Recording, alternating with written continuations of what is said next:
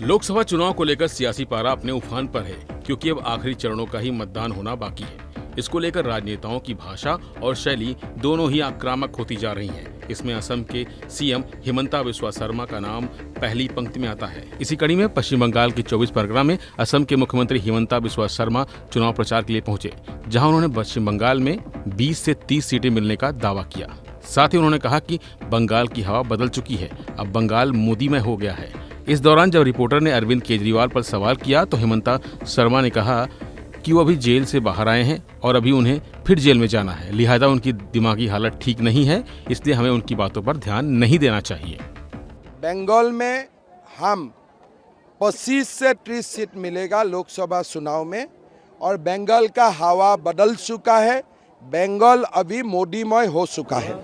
Sir, Delhi के मुख्यमंत्री अरविंद केजरीवाल का कहना है कि इंडिया ब्लॉक जीत रहा है, बीजेपी हार रही है। 5वें फेज का काउंट। देखिए, अरविंद केजरीवाल जेल से आया है, 1 तारीख उनको जेल जाना है, तो व्यक्ति का बाद में ज़्यादा रिएक्शन देना ठीक नहीं है, उनका दिमाग की हालत भी ठीक नहीं है।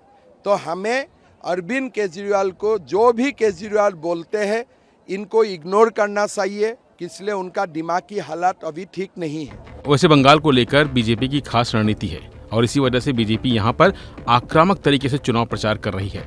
इसका नतीजा है कि अक्सर बंगाल को लेकर बीजेपी के नेता अलग अलग बयान दे रहे हैं। इसी कड़ी में बीजेपी के फायर ब्रांड नेता हिमंता बिस्वा शर्मा ने कहा कि इस बार चुनाव में बीजेपी को बंगाल से 25 से 30 सीटें मिलने वाली हैं। वैसे ये पहली बार नहीं है जब हिमंता बिस्वा शर्मा ने इस तरह का बयान दिया हो, बल्कि इससे पहले बीजेपी की धाक जमाने वाले शर्मा ने दावा किया था कि मौजूदा लोकसभा चुनाव में अगर भारतीय जनता पार्टी को 400 से ज्यादा सीटें मिलती हैं तो पाक अधिकृत कश्मीर को भारत में मिला लिया जाएगा।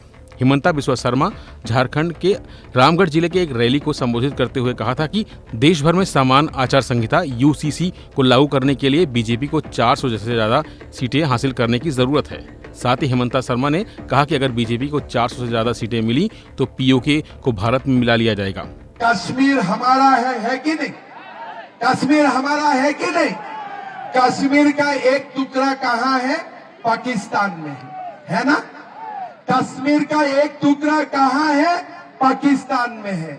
400 सीट मोदी जी को दीजिए, पाकिस्तान से हम कश्मीर भी लाऊंगा, ये भी हमारा संकल्प है। इसके साथ उन्होंने कहा कि बीजेपी को श्री कृष्ण जन्मभूमि मंदिर, ज्ञानवापी मंदिर बनाने और देश भर में समान आचार संहिता यानी यूसीसी को लागू करने के लिए 400 से अधिक सीटें की जरूरत है। ठीक उसी तरह जैसे 2019 में 300 से अधिक सीटें जीतने पर अयोध्या में राम मंदिर का निर्माण करवाया गया। साथ ही जम्मू कश्मीर में अनुच्छेद 370 को निरस्त किया गया और नागरिक संशोधन अधिनियम यानी सीएए लागू किया गया।